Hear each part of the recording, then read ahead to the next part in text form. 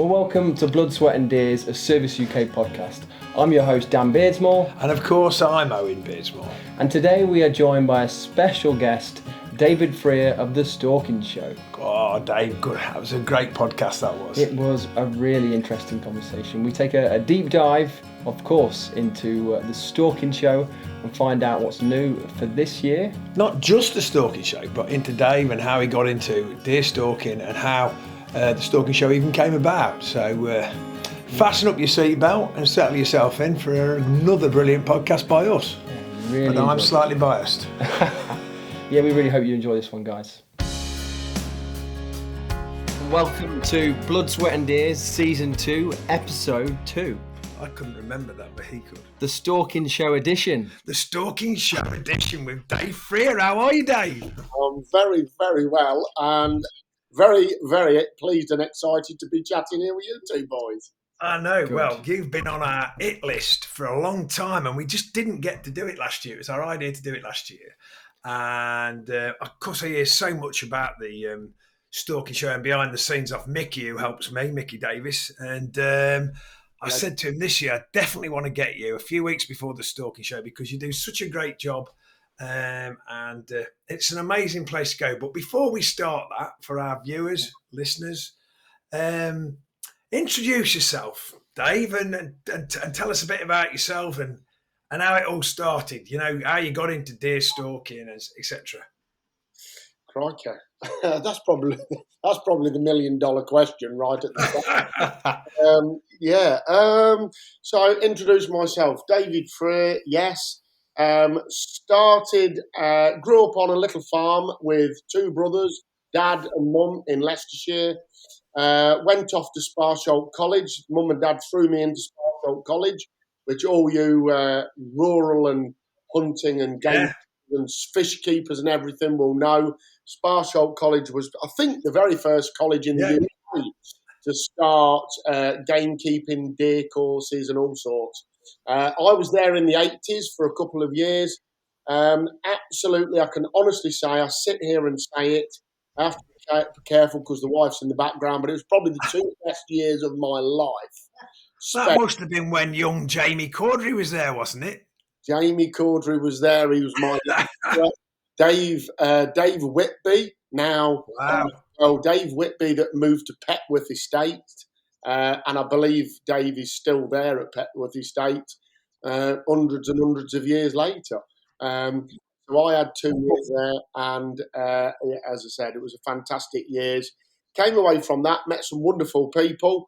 I was then slightly later in life, in my mid-20s, was invited to go deer stalking that I'd never really been involved in the past. I had an air rifle on the farm, as we all did probably, hunting a rabbit, a pigeon, or whatever I could get. Yes, even one of them. And then I went off, and I was invited up to Argyll, this place that was beyond, the universe. I came up to Argyll and went deer stalking at Winston Churchill Venison and Stalking. Oh, that's a good name.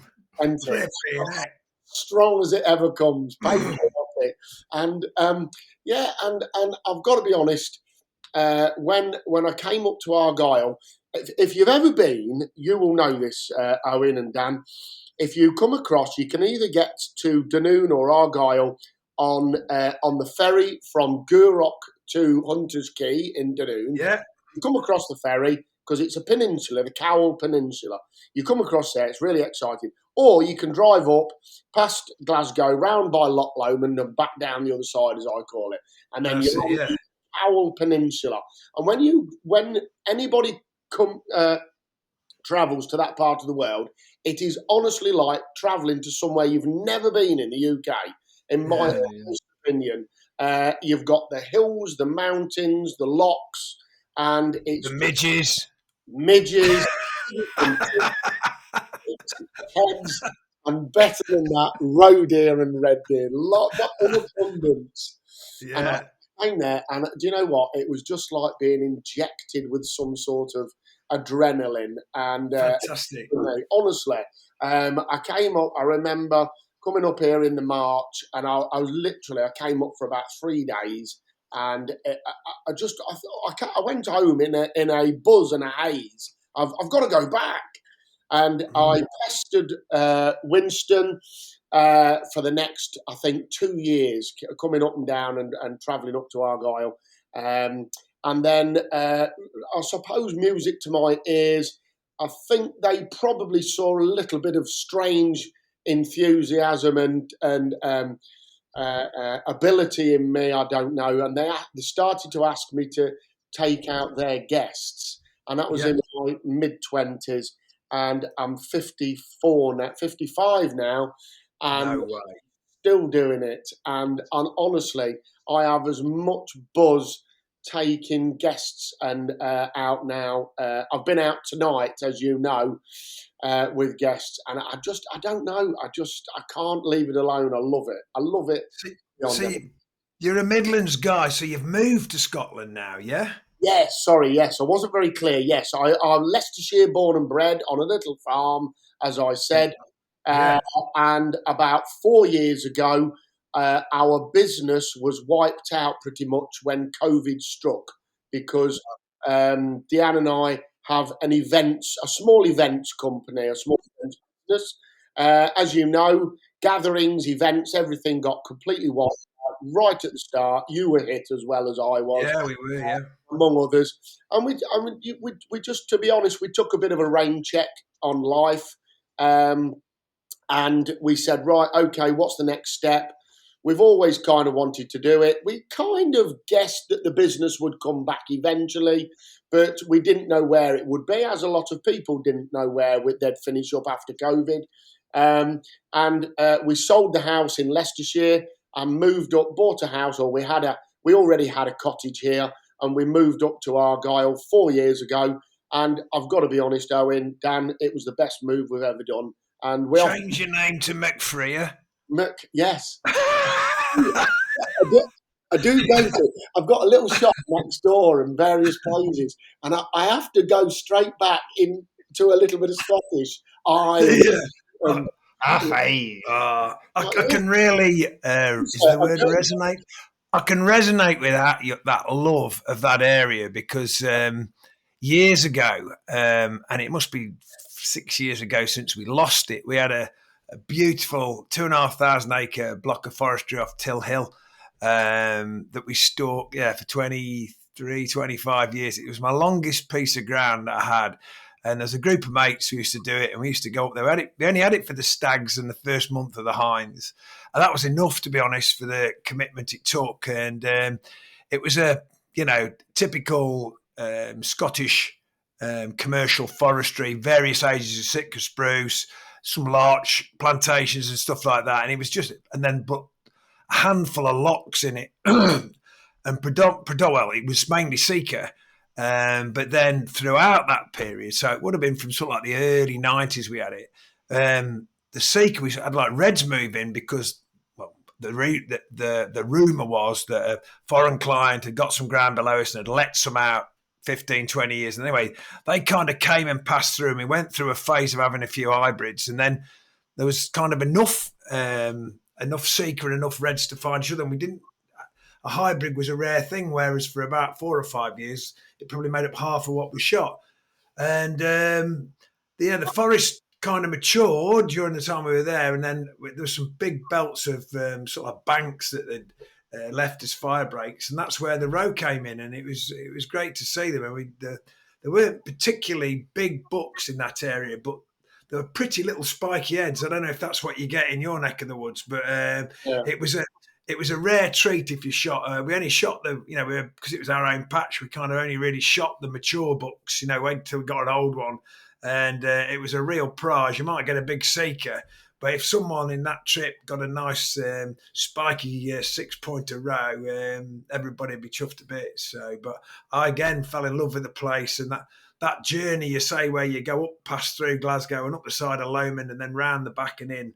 We'd kind of do that there, and then on the way back we might go across to Arran, or we might scoot round through Dunoon and around with you. But it's a very special place, and that where you can constantly be sort of like stalking, but near the sea, I think is beautiful. And I've got very happy memories of being up there. Yeah, well, exactly all what you've said there, Owen.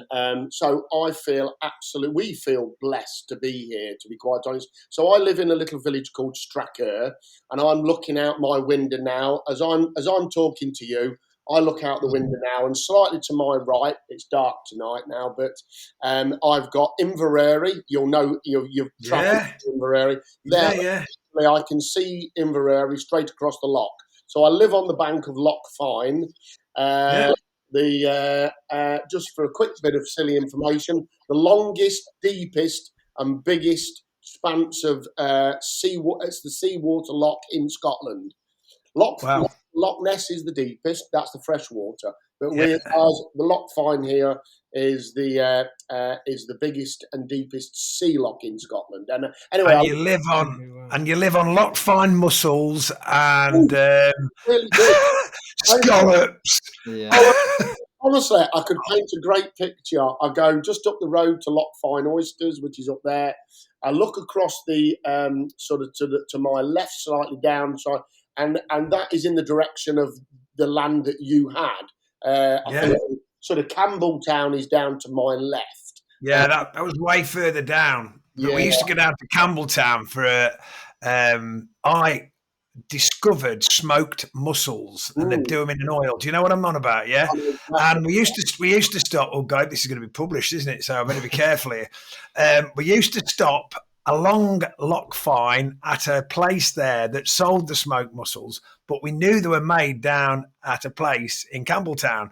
Yeah. And they were half the price, but without a fancy badge on. So before we used to come home, I used to go and get like Chinese takeaway plastic-sized troughs full of them. Was that a place called Tarbert? I think it was. Yeah. Well, there's a little. Well, I believe the place that you're on about is still there. Yeah. A little fishing hut or a fishmonger's hut on the side of the loch there, and they still do the plastic pots where you can get them. I used to love them. Anyway, so I've got very many happy memories of that. So, but obviously we've got you on to talk about the Stalking Show, and that's 3 years old this year, isn't it? Correct. Yeah. Yes. We're just. And before you start, I've got to say, from the moment I ever went there, I can remember Carlo was involved with it, talking to me about it. I thought, what a great idea if you can actually get this off the ground. And I know it moved. Even in the concept, it got bigger, and you had to find a bigger venue, didn't you? And if I'm correct, I remember. And last year I thought you just smashed it out of the park. The atmosphere that you got there, and it was just like brilliant to see so many practical hands-on deer stalkers there, just milling around, and I think you need a day to look around it and a day to meet all your mates and have a chat. Well, do you know what? Yeah, it's it's hard where to start, and when we start, so the Stalking Show was honestly created, born, thought about in a little pub down the road, and one of your good friends, Carl Higginson and Carl and Sandra. And again, it was this lockdown period of COVID. Carl and Sandra owned the Coilet pub just down the road and hotel. And we were in there, we're good friends of ours, and we sat in there, and we've both organised events and what have you. And we sat in there having a drink one night, and we just sort of said, about various different events and this, that, and the other. We ought to do a stalking show. And I think all four of us looked at each other and just went, yeah, okay, let's do it. And genuinely, that was how it was. And all four of us spent weeks then all together talking about, breaking it down and saying, what do we want to achieve? How are we going to do it? Who are we going to invite? Where are we going to go next? And it was all those things that came, and kind of sadly, in a way, that Carl and Sandra had to take a slight step back from the Stalking Show, because it was four of us. It was four of us to start with. Carl and Sandra stood back because they have a very, very successful hotel, restaurant, bar, and all the rest of it with the Coilet. And Deanne and I took it on further. Sandra and Carl are still in the background, but it's kind of now just Deanne and I and the team that run it, that we employ. And I've got to say is, you say, lovely words about the Stalking Show, and I'm very grateful. But that's actually, it's been wonderful that to where we've actually got to. I honestly didn't realise what was out there, what we'd finish up achieving, but it's grown beyond our imagination, really, even to this stage. We had an idea of what we wanted to achieve. I'll be careful what I say now, but I kind of remember shows of my early days and past of where we could spend a week, if you wanted, down Gunmakers Row.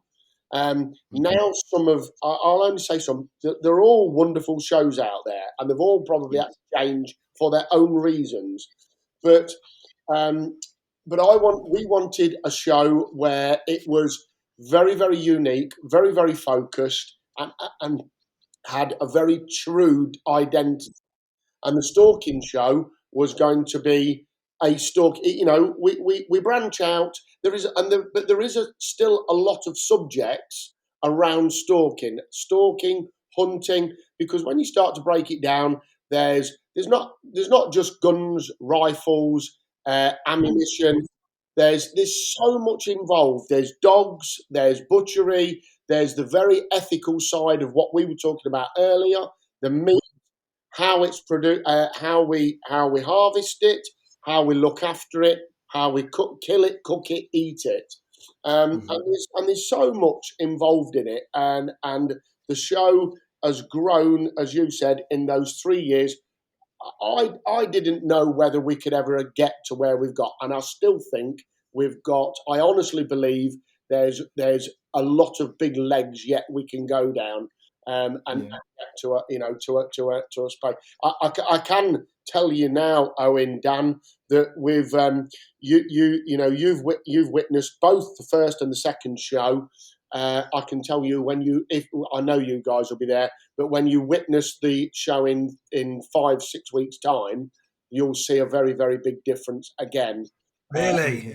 Great. And I'll tell you, we've had to take on more space, and we've been very, very careful with what we've invited.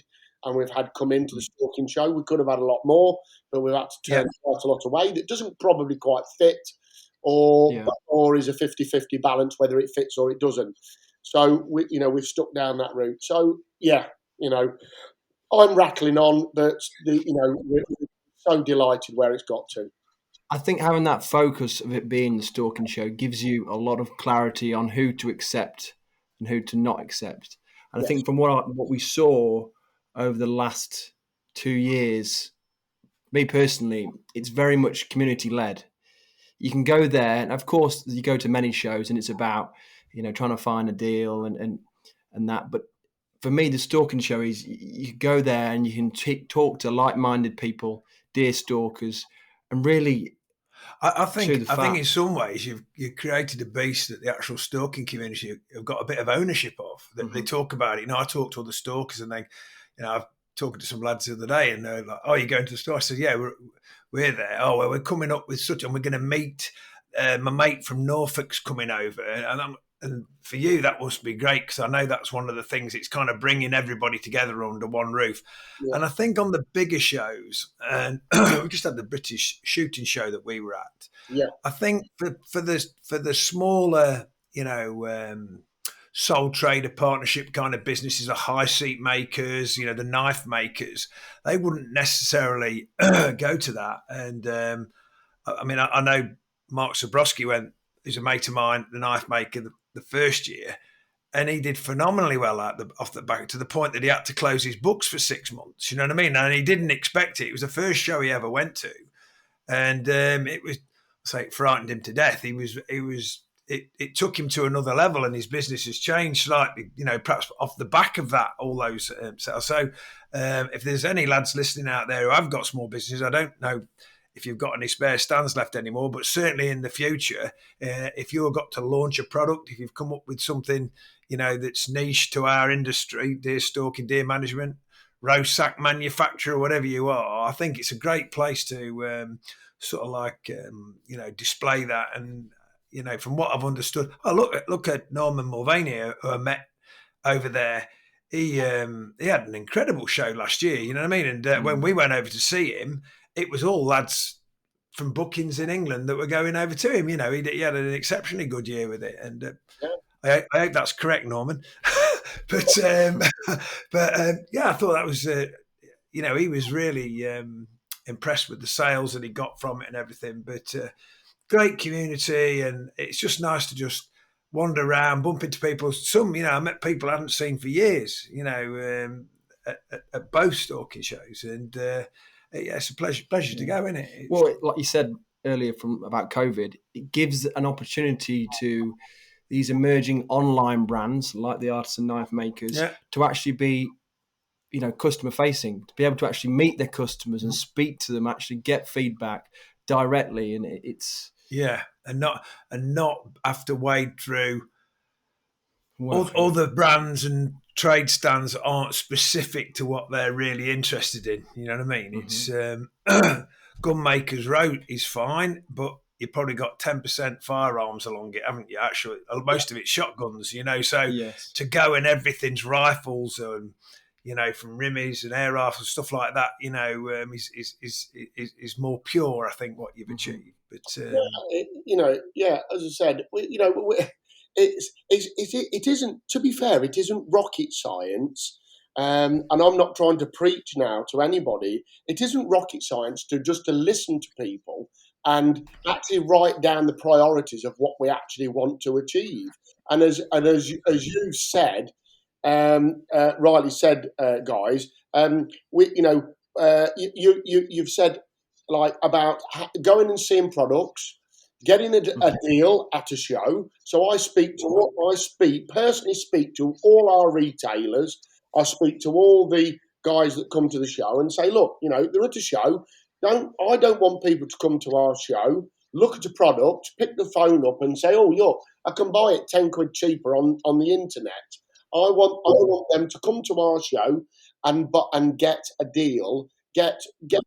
I don't mean pinch it for nothing. It's just that no. I speak to all. We have Simpsons, we have Rural Sports, we have Braces there. A lovely collection of firearms dealers and retailers, and we have the big guys there as well. And I speak to them all and say, look, if you can put a deal on for the show, and and make it work. Help us make the Stalking Show work. And again, you guys alluded to ownership. The stalking world is such a great community, and the stalkers and hunters that are out in the UK and beyond have really, really taken an ownership to the Stalking Show. I'm delighted with that. I get phone calls from various people. Have you thought about this, Dave? Have you thought about? And I don't know some of these people from bloody Adam, but they ring me up and they love it. They absolutely, they've really like taken it under their wing and said, "Wow, what a breath of fresh air to have the Stalking Show." And as I said, I am so blown away. I had a guy ring me genuinely over the weekend, rang me out the blue from Southern Ireland, and he just said, "We've heard about the show. We'd like to come over. Can you tell us what's going to be there? What we can expect. We've heard all the good things about it. Will I need a 2-day ticket?" And I said, "Yes, of course. You'll definitely need 2 days because you'll spend 1 day talking to all the people that you think that you weren't expecting to see. And then you'll spend the next day going around and looking at all the different products and the brands and the things that you won't see at another show. And one of our priorities is, again, you guys said about it, is we very, very much promote the small business. So, we have Highland Outdoors, we have Blaser Rifles, we have Swarovski, we have Zeiss, we have Leica, we have all the great big, fantastic, all the ones, Pulsar, Thomas Jacks, they're all there. But equally, Powerhouse brands. Powerhouse guys, yes, we have all those.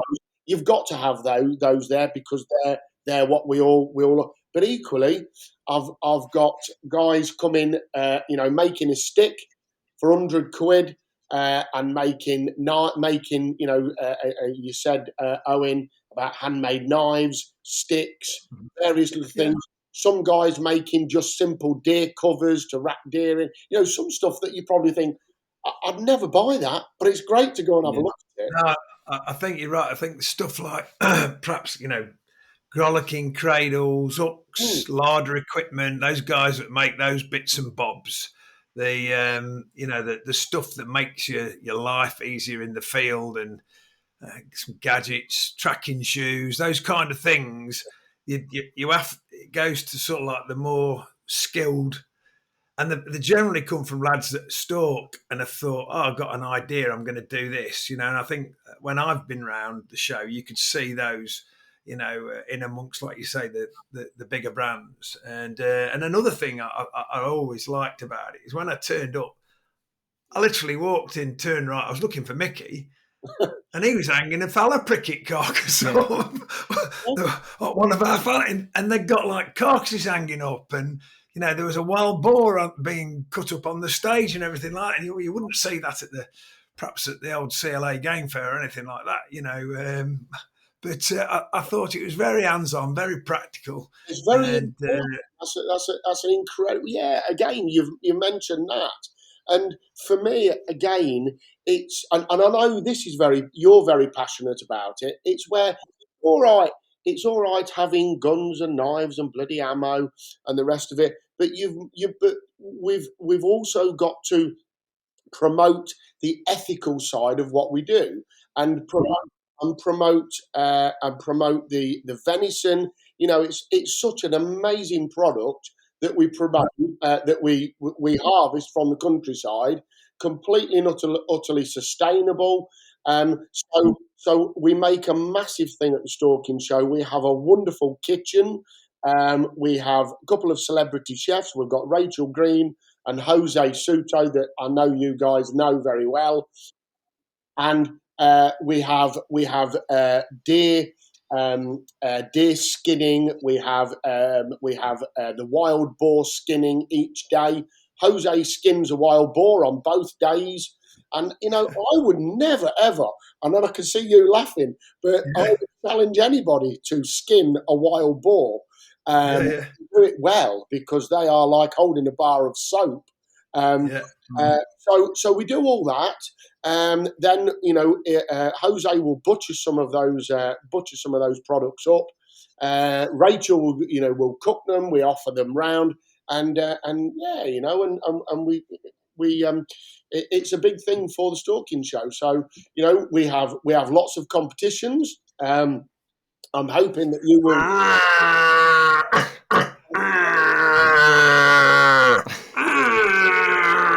I've been practicing. I do hope you will participate this year, Owen Beardsmore. I hope you will participate, because you've got. I'm there. You should be doing a speaker. So we have. I'll be bringing my massive horn in which to. Fantastic. You bring it up, because we have 3 classes for the deer. I might be ill that day. The deer calling competition, which is going to be a massive one day.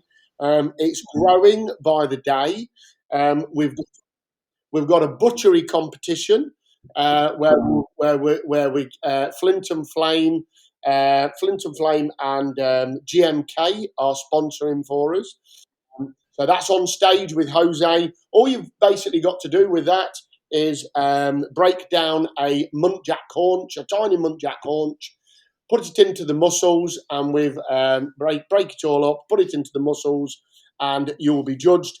We're giving away Flint and Flame knives. We're giving away. I saw that on your Instagram. Yeah. Got some good. You've had some really. What's really nice to see, and you said it on your social media. That's the Stalking Show Instagram. I saw it on. For those that are listening and may want to go and like and give that a follow, but you've had some incredible presents from the trade. Some gifts, to give away, haven't you? That's great to see them getting behind it and support it, isn't it? Honestly, this is why I sit here and I say I'm blown away because so for instance, a company like Swarovski Optic, from day one, they've given us a £2,000 pair of binoculars each year. So here you are, guys. We support you. There's a pair of binoculars. We pay for our stand, as they do. They pay for their exhibitor area. And you know what? Here's a pair of binoculars. Give them away to somebody that wants to participate in something that you do at the show. And I use Swarovski, but we've also got Highland Outdoors. They've been phenomenal to us. They produce all these for us, the jackets, the Ridgeline jackets. They come from Highland. They give us all sorts. They've given us an infrared spotting thermal this year to give away. I think there's nearly $2,000 there. We've got. I've been using infrared for the last 2 years, and I've been I don't know which one you've got, but if it's the tube, if anybody's going for that, what a piece of kit that is. It's, I think it is that one. I'm only saying because we've been using them, and I've just been really impressed with the quality of those. But there's so many good thermals out there now on the market. You never know, Owen. You never know, Owen. If you have a go at the deer calling competition, you could win that because that I could win that. I could win that. You could. That'd be great. I'd have two. I'd be like that. I'd be like Robo Stalker.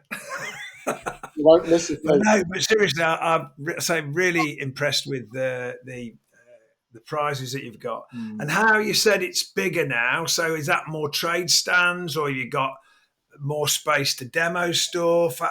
How's it changing? How's it developing? I mean, for me, everything to do with the Stalking Show, how it's interactive. From being a novice deer stalker to the more experienced, you can really get involved, and it's not just about going and getting a deal, but you can go and see these demos. That's what I really find unique about the Stalking Show. Yeah, no, thanks, Dan. Yes, we've very very much concentrated on demos. So we've got a very big. We're building. We're not there yet, and we're not going to be there. It may take us another couple of years, but. We've got a big dog area, so again, like the kitchen theatre, we've got a dog area. So where we don't have, they're all very welcome, but we don't really have poodles and Shih Tzus and things like that. We do have Bavarians and Teckles and the German wire hairs and Vizslers and things like that. So we have a lot of hunting dogs. We've got Bavarian Mountain Hound. Bavarian Mountain Hounds, yes. Mickey will bring along his dog as well. So we've expanded on that. So that's taken up a lot more space. You're right, Dan, we've had a lot more in the way of exhibitors this year, and very varied. We've got I wouldn't know where to start. We've got a little bit more retail, only a little bit, not a lot. But we've got lots more stuff being showed off. New equipment. I've seen stuff that's coming through that I never would have. Sledges, sledges, high seats, dough boxes, all sorts. We've got Keith Watson there with high seats and various. And there's other companies coming in now bringing stuff, which is great. We've got chiller rooms. You name it, it's there. We've got knife makers. I've got 11 knife makers. Fantastic. And we've had to cap it at that. We've stopped. I'll say this. I'm very sorry to any knife maker out there that we've turned down for 2024. But we do get to a stage where that enough is enough. But You're going to be able to have a knife maker's alley. well, we It won't be gun maker's row, knife maker's alley. we thought about having a knife maker's hall, but knife makers didn't want to be next to such and such and such and such. Yeah, I understand that. But we spread it about a bit. But yes, and I'll tell you what we have noticed that we've got a lot more of, which I'm very, very pleased about, is we've got lots more outfitters from all over the world. You can come to the Stalking Show and you can book to go and shoot a roebuck in Scotland. You can go and book in Ireland. You can go and shoot Seeker in Ireland because I've got Norman Mulvaney. We've also had another one. I know. Close your eyes. We've got another one. I think we've got 2 or 3 now from Ireland. We've got a lot from the world, Africa. There are hunting safaris that are coming forward, which is fantastic. We've got hunting in Croatia and in other parts of the world. So wild boar. We've got Sergio Couto, and I've been out and visited him. I've been up to... Hang on, we're going to ask about that in a minute. Don't jump onto Monteria's. We're getting to the good bit. I'll say that one in a minute then. Yeah, okay. So yes, a lot more. So you can honestly, if you want to come to the Stalking Show, if you're interested, you're going to see absolutely everything. You can pick up. You can come to the Stalking Show. You can get advice on getting a firearms certificate. We've got lots of police firearms authorities coming this year. I think we're up to about 10 different authorities. Oh, that's brilliant. Which is very, very good because a lot more than that. There was a couple at the British Shooting Show, and as we walked around, I noticed each time I went past they were busy. So, the interaction with them from the people, your areas you're from, they weren't actually, I didn't see a Midlands one there, but I think they were from down south, but there was people talking to them, you know what I mean? So it'd be definitely good to, because they're always on the back foot. They've never got enough staff to do what they're always waiting weeks and weeks and weeks. Bless them, you know what I mean? And it's a difficult one. It has been a problem, Owen. So if they can get to speak to them on face to face, perhaps they'll understand the problems that the police force has in processing them and all the boxes they have to quite literally tick, no. So if I was going to go to the Stalking Show and somebody's listening in to our podcasts, as hopefully 2 or 3 may do, what's the cost? How would I order my tickets? What time's it open? We know it's on the 13th and 14th from memory. Yeah, 13th and 14th of April. Tell me the details, Dave. Yeah, so tickets are £15. We try and keep it as reasonable as we can. £15 online, and you will be able to buy tickets on the day, but it's £20 on the day. So there is, to be honest, a really good saving. If you buy your tickets online, a £5 saving on each ticket. Younger people, it's a £5. So I think. Well, go, Dan. Yeah. I'm not sure. Should be about 12. I'll get it. If you're wearing your shorts. I tell you what, if he's wearing a kilt or a pair of shorts, he can come in. I'm afraid, Dan, you're just over the age. I think our age is, oh goodness, you'd have to look on the website, but I think our age is under 16, it's a £5.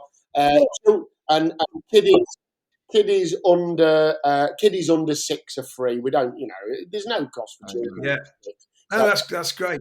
And so it sounds to me like you're better to get online, book your ticket. Yeah. You've got the money in the bank. They just print off the tickets and turn up. Or can they get it as an electronic ticket on the phone? Yes, exactly that. It's just a QR code, Owen. You'll get an email, and as soon as you buy the ticket, you get an instant email, and the QR code is on that email. Just either print it off or bring it on your phone, and we just scan it when you come in. And as soon as that's been scanned when you come in, I know exactly who it is, where you live, and what age you are, and everything. Job done. And it's what time's the doors open? 9:30. Doors open. Good question. I'm an early bird, and I'm always wanting. Yeah, well, you won't know because you were there. We went early last year, and we were pleasantly surprised to see, because we're all deer stalkers. Everybody got up early, didn't they? So it's like it was really, really busy. Well, it was busy all day, but from the offset, all the shows kind of perhaps peak at 11 o'clock as people arrive, but the good old stalking community were we were knocking on the door at 10 to 5. Come on, no. Queuing up for their breakfast. And also the food that you had there was really good. We had venison burgers, didn't we? But I think we had a bacon butty for stock. But it was really good. Did you have Winston Churchill venison, or did you have Warwickshire Stewart from Warwickshire Game? So, but both of them are excellent. So, fantastic. Those guys will be both there again this year, and we'll have some wild boar on as well, I hope.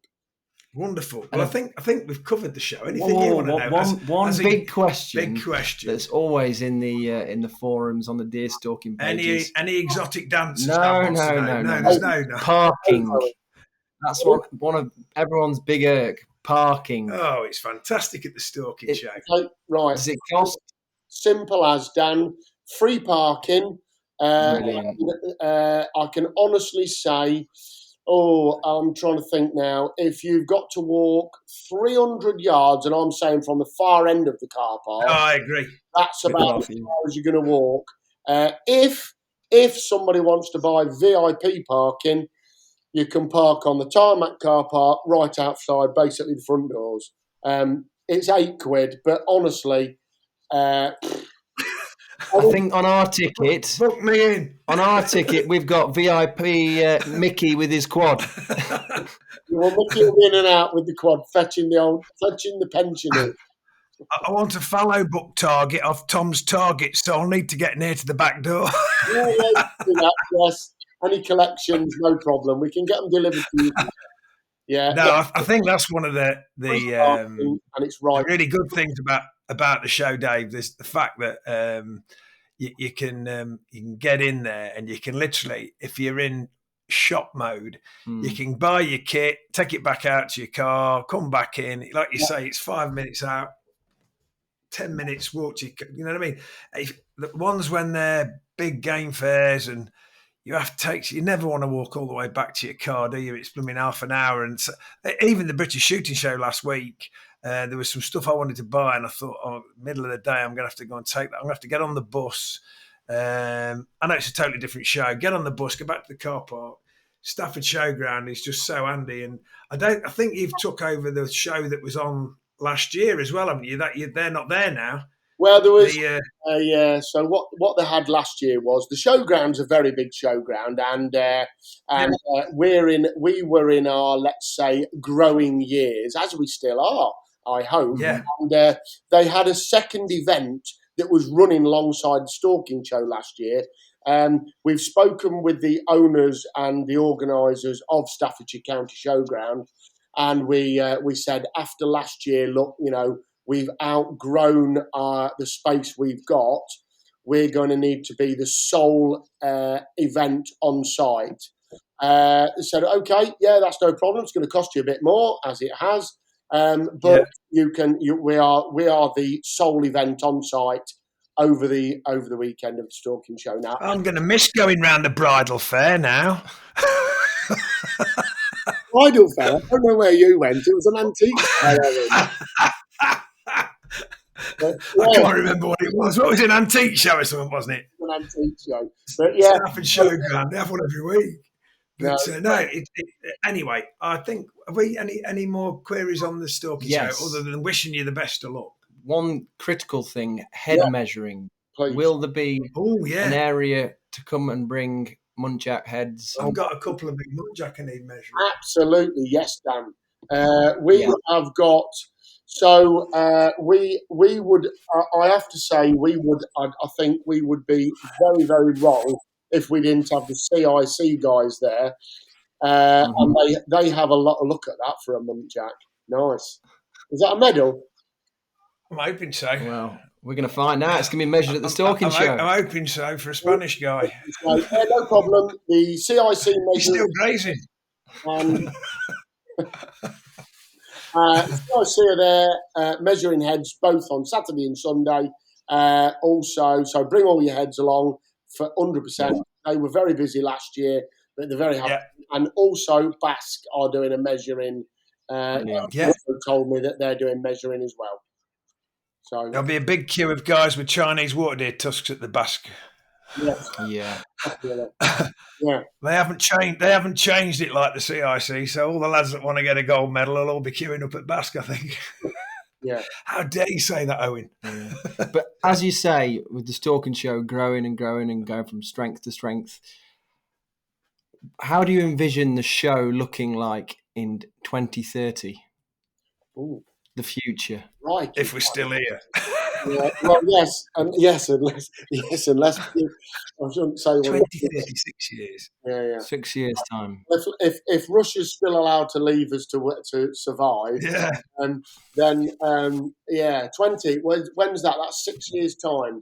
6 years time. Yeah. Do you know the future? What? Yeah. Do you know what, Dan? It's a damn good question, and I am very positive. I think that I honestly believe that we are turning a corner. Now, this might be we've gone through a transition over the years. When you can go back many years, and we all wish sometimes, we wish it could be how it used to be. We always say that, and you're probably right to a degree. But I think we've gone through a big transition, and I honestly believe that the future is actually quite bright for us, because with if we all continue to still promote the ethical side of what we're doing, and is right, and we keep going down the right lines of what we're doing, and bringing this wonderful product to the public that's out there, and letting them see what we're doing. I don't think we should hide away. I think we should be out at the forefront, and really promote what we do, and let the public see what we do, hunting and what have you, and get the product out there in more places. I honestly believe that there is a bright future for what we do. I honestly do. And I think that we are now at that point where we're coming down. I think we're just about coming down the other side. I see chinks of light at the end of the tunnel. I think we're our core sort of like presentation to our people, viewers and stuff is always about deer management, really, and with the advent of these the woodland grant schemes, where there's money available now for deer management, correct deer management, and effective deer management. There's grant money available for high seats. Most people know that now. There's for other stalking kit, you can get grants towards fridges in some areas. I think there's money there that doesn't always have to come out of your own pocket or via an income stream from a client or something like that. I think serious deer stalking is the future of our and where guys that are serious weekend stalkers are going to not perhaps have to pay for stalking so much. They'll be able to pick it up, and because there's a real need for us to manage deer. Manage deer in a proper manner. And hang carcasses up. And it was what we were talking about when we first came on the phone before we pressed the button to start recording this. It's got to be a flowing street where we're shooting them in an organised and structured and safe way, but then there's a marketplace for the wonderful products that we're producing. And like you say, at the moment it's all a bit hit and miss, game prices up and down, game dealers holding us all to ransom a bit, I think 5 or 6 years time, or I'm hoping, and I'm touching wood, that because the government's putting money into it on these big areas where there's high deer populations, the investment's going to come not just out of won't come out of the actual practical guys' pockets, but it'll come out of the government's pockets to get these deers managed. And I think anybody that's a serious recreational stalker will find himself getting called up, you know what I mean, to join other ranks to get the population under some form of control, because I mean, most of the people who listen to this will have deer in their areas. If they're Midlands or Southern England, they will have new deer species arriving. They'll see numbers going up. You know what I mean? It's just, I was driving up the M40 last week, and there's blooming Chinese water deer just off the M40. You know what I mean? They've got on their e-bikes and come that far over. I couldn't believe it. So there's an expanding deer population, and I think all the kit that you get to see at the Stalking Show, like I say, the artisan guys that make all the bits and bobs that fit together with the likes of blazers, and it all comes together to make your job easier and make you more effective. Like you say, the sledges, the cradles, deer drags, all those bits and bobs, you can get them all at your place. But anyway, and I think it's about leading from the front as well and being more transparent. And I think as a community of deer stalkers, we all know the good we do.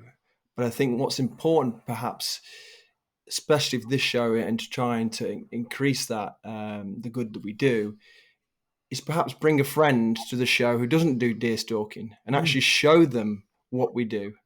Yes, show them the incredible venison that we eat. Show them completely the full circle of what we do, and really open it up to the public, because ultimately that's where we win, by leading from the front. Because we all know what we do, but a lot of the time when we're in these closed forums, the Deer Stalking UK page and all that, thousands and thousands of members, it's incredible. Yeah. But to show that and lead that from the front by inviting people to the show who are not perhaps deer stalkers or have no understanding of the industry, I think that really could. Yeah, a good example help. Is Dan took a mate, ex-army mate who's a carp fisherman. You took him last year, didn't you? Yeah. He was pestering him to go out deer stalking, and Matt's, I've known him all my life, and he came back. He was absolutely blown away, full of it. He was just full of it. You know what I mean? Blown away. It was just before the Roebuck Rut. Most people. Carry on, David. No, sorry, I was saying, Dan, most people are blown away when they come and try. Yeah. They actually they see what we do. They see the hunt. They see how we harvest the deer or the animal from the countryside. Then you bring it to the table. They try it, and it's just. I just think it's a great. A great product that we finish up with harvesting that from the countryside, and I think as you said, we should keep banging the drum, and I honestly do believe that we're heading in the right direction. Absolutely. The door is open. It's not a closed shop for anybody. The door is open at the Stalking Show. The Stalking Show is open to anybody that wants to come and have a look. Whether you're a hunter, stalker or not, ladies, gents, whoever you are, come along to the Stalking Show. Come and have a look what we do. See what goes on. You'll see that we kill it, cook it, eat it. We see all the process all the way through, how the animal is recorded or harvested, recorded, kept, assessed. Processed, kept, assessed, and then actually goes on to the stage there, and you'll see Rachel Green and Jose butchering and turning them into absolutely wonderful products, and it's just so right. Well, everything about it. We certainly wish you the best of luck with it, Dave. But you did touch on earlier on. Let's wander out the front of the Stalking Show and then ask you about Monteria. I've been doing it. I've actually been the last 3 years, and I'm kind of a bit hooked, to be honest. Nothing against driven boar hunting in the rest of Europe, but I've really enjoyed the Monterias we've been on the last few years and filmed and photographed. And this year, January, January, yeah. was no exception. But you went to I've only ever been to Spain. You went to Portugal, which I believe is very similar. How they do these management hunts, one day per year, that estate does a big cull, or that hunting area does a big cull. And tell us about it. Who you went with, what you saw, what you liked about it. Yeah, very simple, Owen. So probably I'm probably one of the better ones to ask because I've only ever been on one now. I met a gentleman, Sergio Couto. You know him. I think you know of him at least. Yeah. He was at the Stalking Show first time round. I knew him slightly previous towards that. Before that, he's an outfitter, lives in the UK, and promotes these Monteria. Is that the right word? Monteria hunting in Portugal. I've all my life just literally one of my tick lists itches, scratches I wanted to itch or itch I wanted to scratch was to do one of these driven boar or driven animal hunts. Chatted to him at the Stalking Show last year, and he told me all about it, and I said, "Okay, right, I'm going to go for it." I took two or three spaces. There was myself, your friend, and my friend Mickey, another man called Nick, and the three of us. I know Nick. Yeah, you know Nick as well. And we booked up. We flew from Luton. We went out to Lisbon. We were picked up in a coach full of other hunters, and they were all from all over Europe. There was some Danish, there was some French, there were some Germans, I think. A lot of them I couldn't understand, but they were all fantastically brilliant. That was Mickey. I never understand him. And we went off. They picked us up from Lisbon Airport, and we went off to wonderful accommodation. And it was somewhere in Portugal, between. It was on the border between Portugal and Spain. The landscape was wonderful. It was how would I describe it? It was very undulating, lots of mountains, rolling foothills, deep valleys with big rivers at the bottom, eucalyptus plantations, very different. The sun was blazing, it was warm, cold at night, fantastic. Accommodation, the people, everything was wonderful. The hunting was something that I'd never witnessed before. I didn't really know what to expect.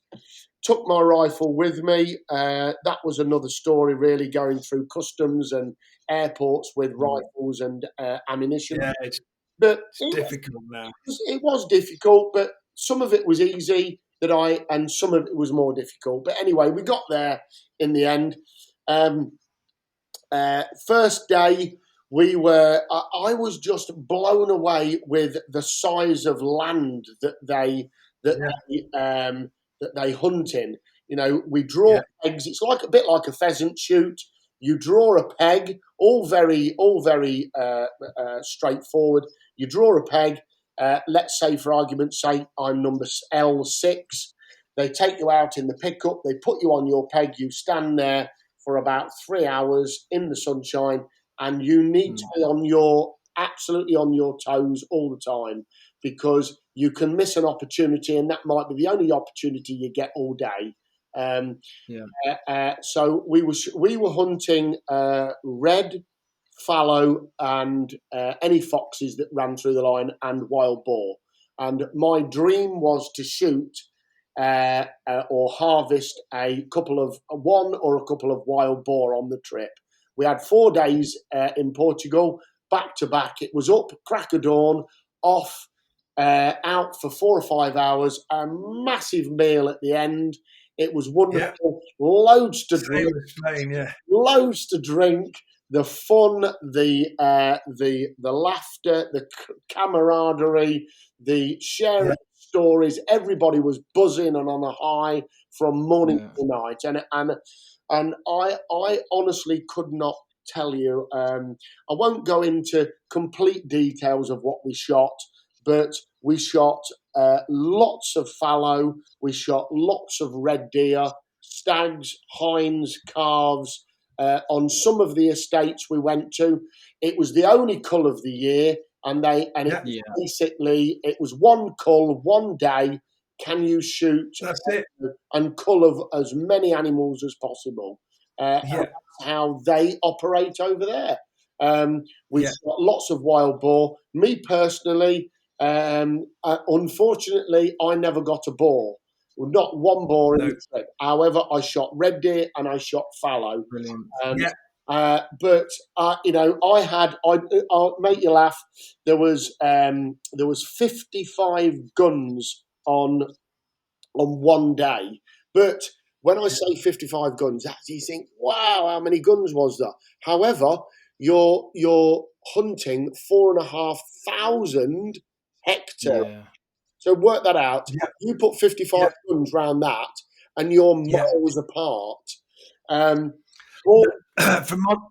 Monterias, that was my biggest surprise, having hunted in Europe on Drukjacht, driven wild boar, where you can generally see your neighbour and they're pushing the boar towards you through a certain point.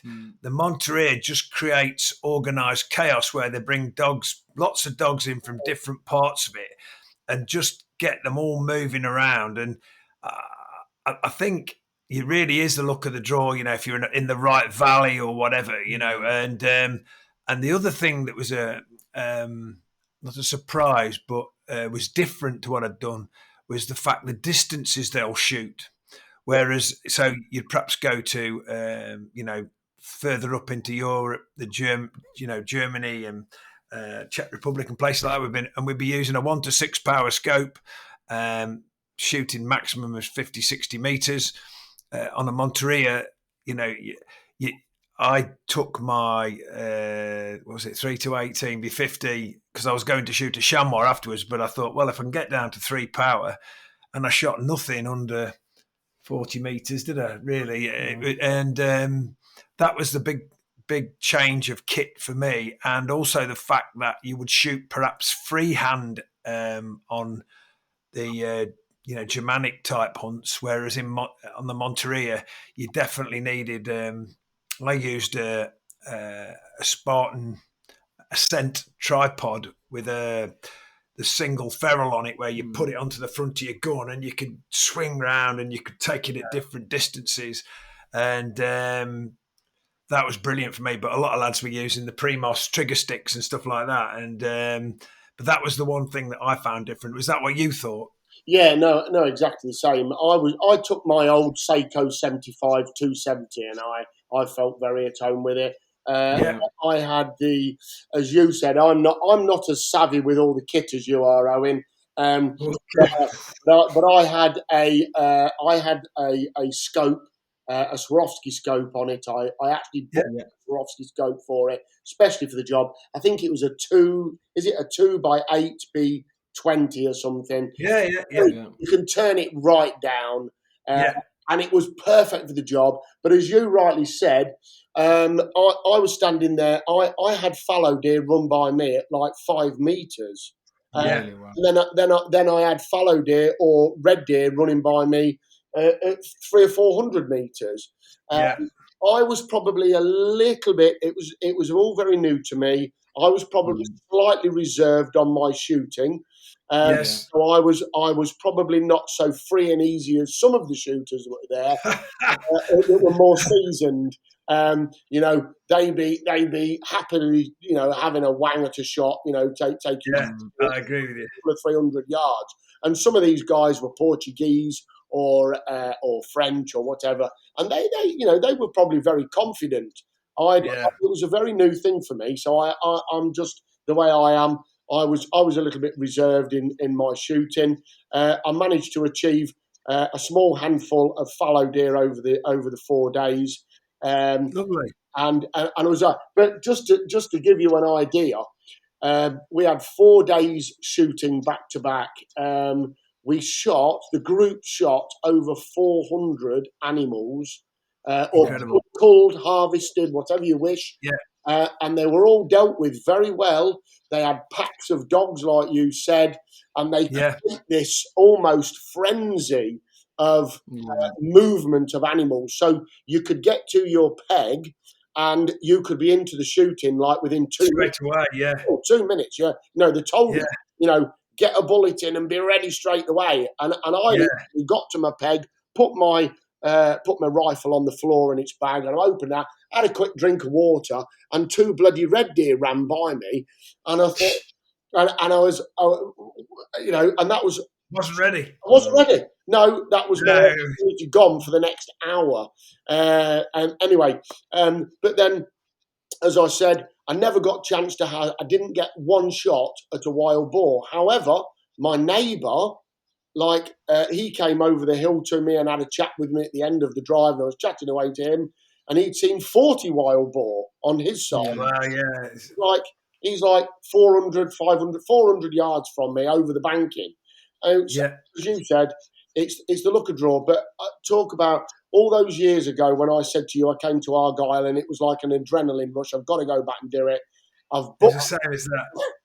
I like you said, I have booked up again for next year for the very same thing, and I am going back for a little bit more. Fantastic. That's good. But David, do you not? It's incredibly tiring, isn't it? Just being in full focus mode for like 3 hours. We had one day it was really warm. We took water with us, but we hadn't got any sun cream, and this was in January, and we were one of the last ones to go out. So they basically put everybody around it, and then took the guns into the centre of it. And by the time we arrived, we were live on a peg, and the hunt was going, if you know what I mean, because deer were already moving because they'd seen people around the edges moving. And again, it was probably 2,000-3,000 acres, 1,000 hectares that they were doing. But what I was really surprised with, that it was unselective as such.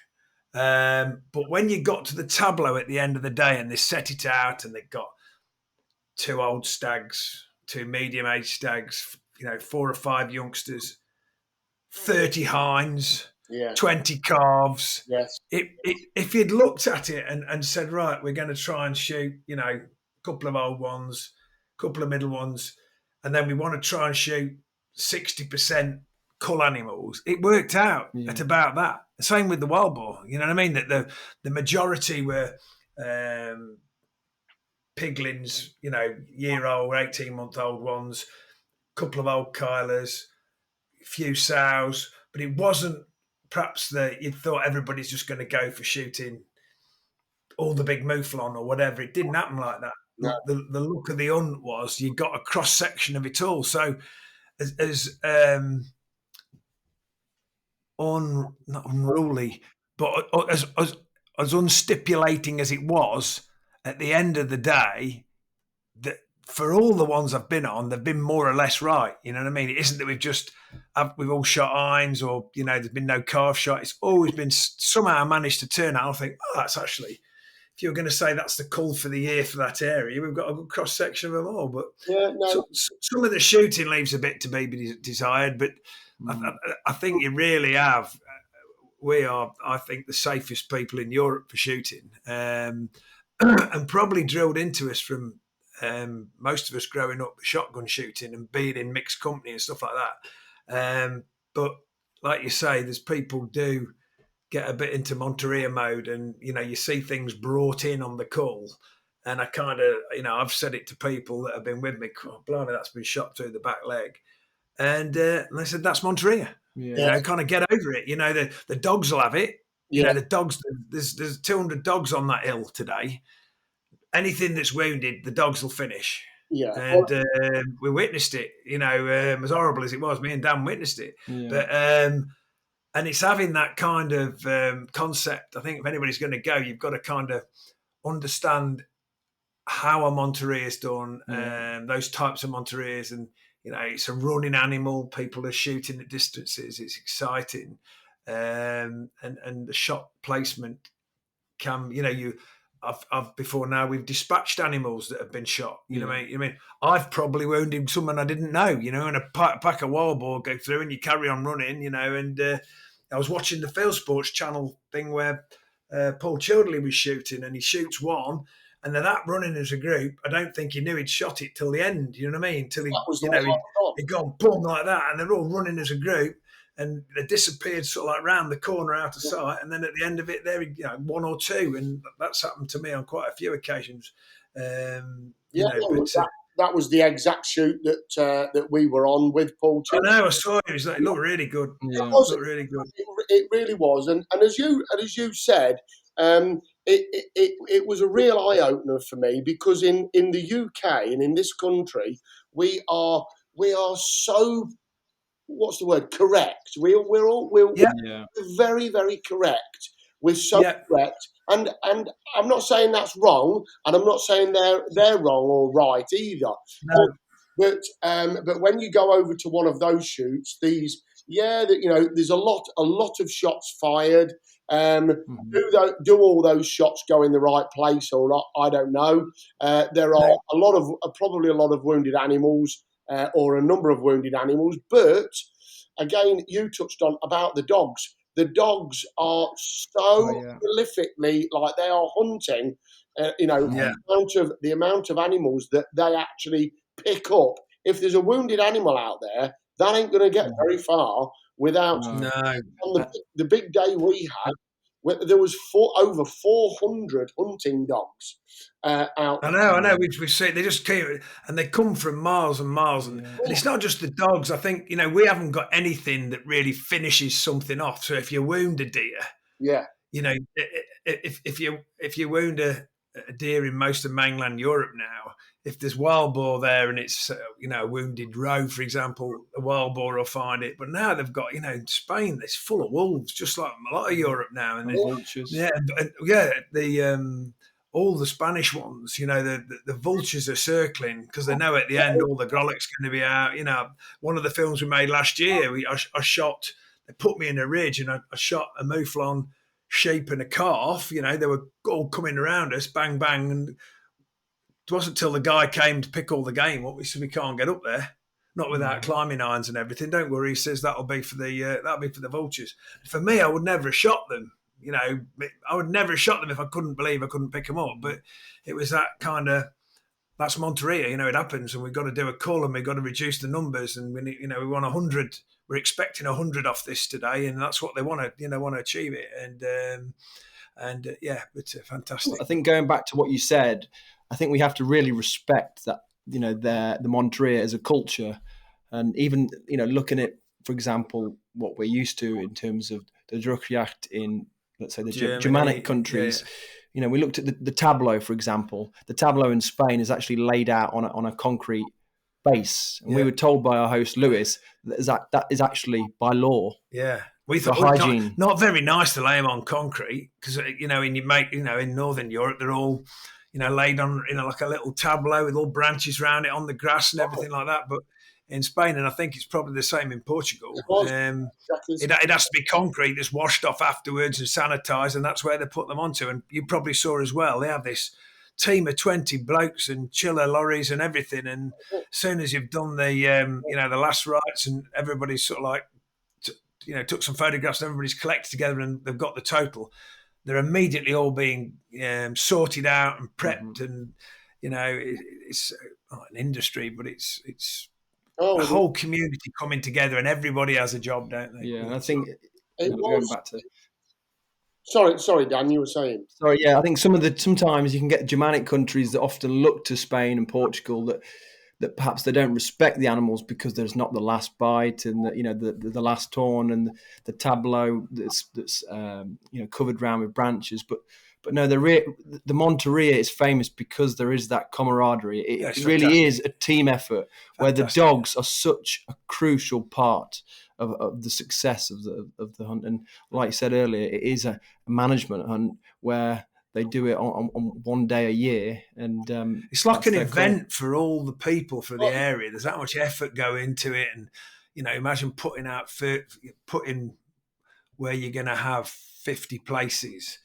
And I don't know how yours are marked as, but ours are always hung up with like some orange tape with a number on it. You know what I mean? And the guy takes you to it and shows you where it's safe. You probably had the same, and a lot of the times you can't see your neighbour. You know, they might be a couple hundred yards away, and they don't want you to be able to see them. They want them over the hill in the next valley or whatever. But it's pretty much. I would urge anybody that is, you know, on an interest in European hunting to give Monteria a chance, and it's very, because everybody's chipping into the pot. If you do have a good day, you can end up shooting something incredible. You know, I shot a really nice mouflon. That if you were just going to go and hunt it in the Czech Republic would probably cost you 1,500, 2,000 euros. Yeah. And, you know, that you probably get a couple of days out for that, you know, so it's quite, if you're in the right spot and you get the right, you know, you can get a big stag or whatever, you know, it goes by all going into the pot and everybody chipping in together rather than it being at the end of it, you get a bill. And if you've had a good day, you've got a big bill, you know. Yeah, you get the best of both worlds with it being hot. Yeah, it's nice to shoot in shirt sleeves, isn't it? It was all exactly as you've explained it. And, you know, obviously you guys have done it many times. I've only done it the once, and all what you said. And I just so... Well, you're going back. I'm definitely going back. I really enjoyed it. I felt it was very well organised. The community, as you said, the community spirit behind it, because I'm going from one country, the country that we know, to another country, and I've got to experience what's going on in their country and how they do things, and I have to say it was an eye opener. Some of it was an eye opener. And, you know, the butchery at the end, as you touched and you alluded to, Owen, you know, the butcher guys come. See, I'm sort of led and trained, if you like, all my life, is we shoot an animal here out on the hill, and we shoot it. And pretty much, unless I nip over there or whatever, I've grollocked that within half an hour. You know, let's say worst case scenario, I've grollocked it within half an hour at the most. And every animal on the day there, they don't grollock any animal whatsoever. They collect all the animals up. They'll come to you at the end, the guys, and say, "How did you get on?" And I'll say, "Okay, yes, I've got a fallow deer over there, and I've got a red over there, and I've got a boar down over there somewhere." Right, okay. And they go out, they collect them all up, they bring them back to a central point, as you said, and every one of those animals have not had a knife near them or any process. No. You could have shot that at 9 a.m, and at 4 o'clock, 4:30 in the afternoon on a warm day in Portugal, they're still all intact. The butchers, and that's, my friend, why they all end up in sausage. Well, maybe so. But I will say this: the butchers come along, and I was absolutely mesmerised. These butchers come with a couple of big lorries, as you said, because we saw the same. We had one heck of a day where we shot, I think, 207 animals on the day. Incredible. It was incredible. It was an incredible sight. The butchers came with a couple of big lorries, and there they were in all their leather equipment and the knives, and they started grollicking and all the animals, and they went through them. And they were so quick, like I'm saying, a minute an animal. They were going through them, probably quicker. No, it's incredible. And when you see them doing it, them up, they hang them in the back of the lorry. They're all cleaned out, and away they go. They're off to Spain or wherever they go, to various restaurants, hotels, blah blah blah, off to a central point. We had, when we were there, at the end of the hunt, we had wild boar, we had venison, and I'm not joking, Owen, Dan, it was absolutely to die for. Yeah. Afterwards was incredible. Long live Monteria, and I will be going back Fantastic. for a bit more. And I want to learn a bit more about it, how it all works. Yeah. And what would you take that you didn't take this time? Next time, I've got to be careful what I say. Sun cream, your mankini. Sun cream, sun cream, mankini, a rifle I'm not going to mention. Yeah. I took my old 270. I'm probably going to get. Probably going to get a new rifle to go with next time. Yes. I'll leave that to Paul. Did you feel undergunned with a 270? Because a lot of lads shot in Spain were shooting 270s. You know, so I just did. No, do you know what drove me mad? Careful, we might have some of your traders listening in. What drove me mad? I'd got me 270, a Seiko 75. I've loved it. I've had it 25 years. Perfect gun for the job, no problem. But it's a gun that you can't, a rifle you can't take to pieces. So when you're going through the airport, I've got a case about 3 miles long and weighs 20 kilos because it's a great thing. Yeah. Mickey walked through the airport with his Blaser rifle, all broken down into a case this big. Yeah, that's it. But it wasn't his first rodeo, you see. He'd done it before. He taught him very well. So it's and those straight. I mean, it's no secret. I shoot at Merkel Helix, but the Blasers, those ones that if you got a Monteria and you want that fast recycling, those straight pulls are it's what there they can use the semi-automatics as well, but the BLRs, but it's been. But I'm just looking at the clock, Dave, and I've seen we've been gassing for an hour and 20 minutes, which is possibly the longest one we've had. I said to Dan, I said, when me and Dave get chatting, it's going to be a good one. This is saying, I've personally thoroughly enjoyed listening to it. I think you're an absolute star for the effort you're putting into the Stalking Show for the good of our community and everything you do. And long may it be a success. And thanks for coming on our podcast. It's I hope it's great for the listener, and we wish you all the best. And me and Dan will see you in a few more weeks. How would you like to finish, Dan? I think, just going back to what was said, it's about leading from the front, and I think that's exactly what you're doing with the Stalking Show, and you're representing a community that often isn't represented in a way it should be. And I think, like, going back to what we were saying about the Gunmakers Row, there was never really a space for us as deer stalkers. And as we emerge as an industry and get more established and accepted, I think the Stalking Show really will grow from strength to strength. Yeah. Thank you very much, both. And I'll just finish on saying that we started the Stalking Show, and I will be open and honest. It's not about the Stalking Show making a money-making machine. It's not about David Freer trying to make a load of money out of the show. This is honestly, truly, hand on heart. This is about something that I'm very passionate about. I want to continue to grow the Stalking Show. I want to continue to grow the Stalking Show for everybody to be proud of. I remember having a conversation with Peter at Swarovski right at the outset.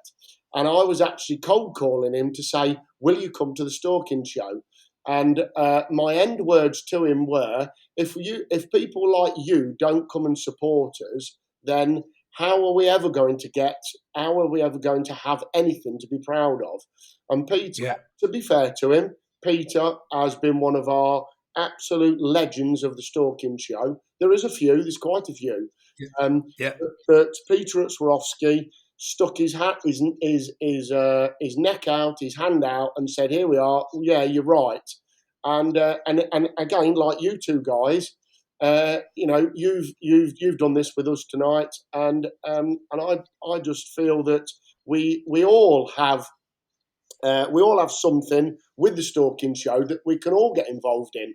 If anybody's out there and they want to be involved in it, want to even come and help us, come on, give us a ring.